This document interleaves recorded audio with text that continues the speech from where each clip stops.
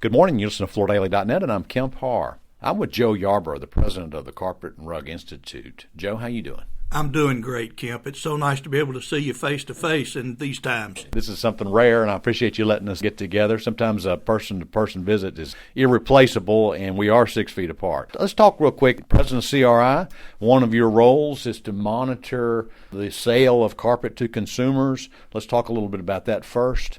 We did our May issue, our annual report issue. We were comparing 19 to 18, and we saw that carpet was down about 5.3% in a market that was down about 4%. And these are dollar numbers. It's a $7.9 billion business, about a 35% share in a $21.5 billion market.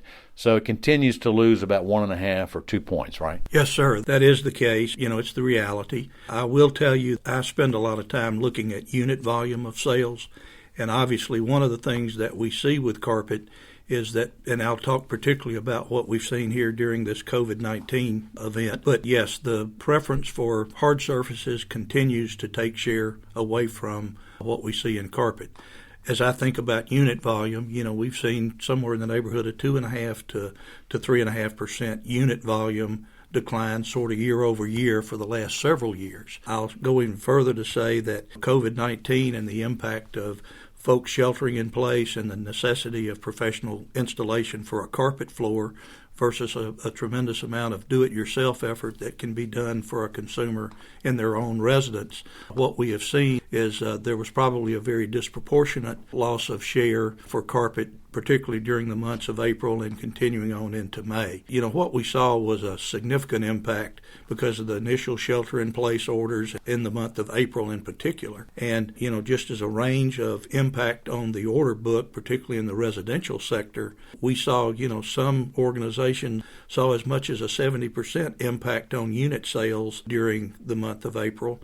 Others maybe 50% or perhaps some even less. But at the end of the day, it's a nominal 50% reduction in orders for the month of April if you carry it continuing into the month of May. The good news is that in recent months, the months of June, and I'm hearing, anecdotal information here in the month of July, we've seen a substantial recovery of those impacts that occurred back in April, May, to where they're getting actually more close to more normal year-over-year kinds of comparisons here in the months of June and July.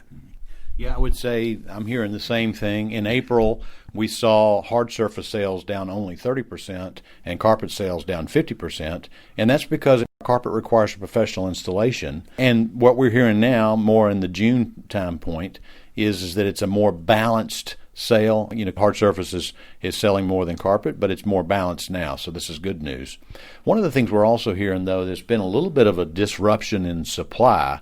In other words, some of these orders that are being placed, we're having a little bit of trouble getting those orders out to the marketplace. What are you hearing from your members about that? Well, Kemp, even though I've been here at CRI 6.5 years now, the total of 50 years of my involvement in the industry, my DNA is manufacturing and operations. So I mentioned earlier that unit volume is my primary metric and thing that I look at. The reality is what we're seeing is in the mature industry we have today, there are multiple factories that have focused manufacturing capability to do things like polymerization, extrusion, tufting, dyeing if you're doing dyeing, coating, and then warehousing and distribution.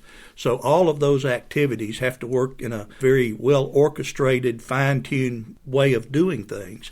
And the reality is, with all the disruptions that occurred in April and May, as we look at the disruptions to that supply chain internally within a manufacturing organization, and we offer obviously a myriad and diverse line of product offerings to satisfy the consumer. What we have seen is that elements of that supply chain internally to manufacturing have been disrupted in different ways.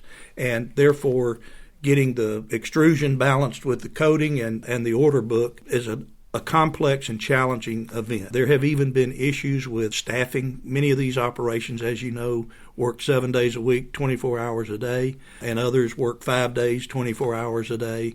Having the employees available to fill all the workforce and workplace requirements within our factories has also been disrupted. I'm involved very much in community activities here in Northwest Georgia, and where I go, people ask the question, why are carpet factories in our community asking us to work? Well, they're asking that for two reasons. One, they've obviously got a personal concern about their health and safety, but number two, they also have enjoyed something of a bonus, if you will, with the way the Payroll Protection Act and some of these other things have happened.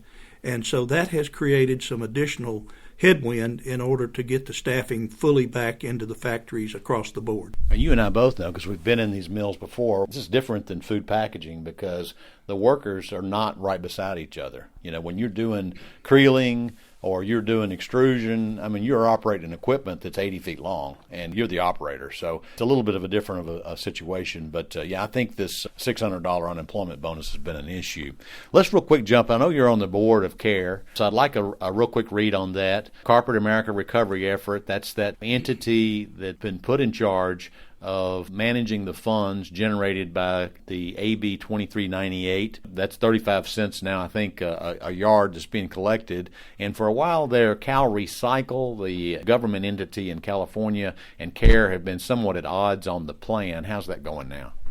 Well, there's no denying that there were difficult discussions and opinions about how CARE's performance and operations were being carried out. I will tell you that for the year 2019, we came very, very close to hitting the 24% recycled output rate that was required by the amended law, AB 729. We came 22.5% and had any one of four startup organizations in California been able to get their power that they needed to operate and problems with PG&E and other things in California, any one of those four would have put us over the 24%. I will tell you that Bob Peoples is just such a professional manager and as the executive director of CARE, Bob is very diligent about maintaining a good, transparent working relationship with the staff at CalRecycle. And I will tell you that in recent months, the relationship with CalRecycle and CARE is as good as I have seen it since the inception of that program 10 years ago, in part because of the professional job that CARE is doing. It's in part because of the results that CARE is delivering compared to other regulated and laws that are in place for other commodity-type products, in spite of the fact that carpet is the only one of the products that are being mandated with recycling output that has competition for its product. That 35 cents a square yard for carpet is a pretty significant headwind, and I would submit that that is something that we're seeing in terms of the reduction of carpet sales in the country. All right, Joe, it's great catching up with you. Thanks for giving us a read on what's going on with carpet and the whole balance of flooring sales.